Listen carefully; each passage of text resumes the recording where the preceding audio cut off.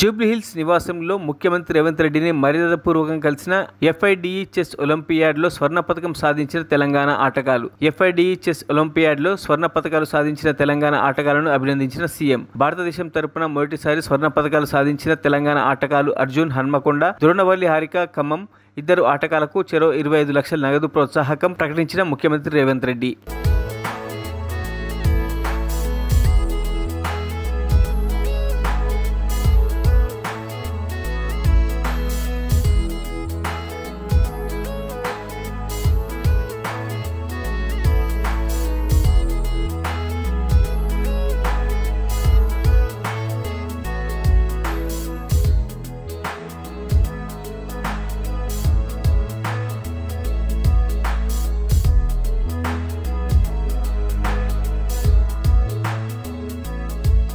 మరిన్ని అప్డేట్స్ కోసం మా ఛానల్ని సబ్స్క్రైబ్ చేయండి.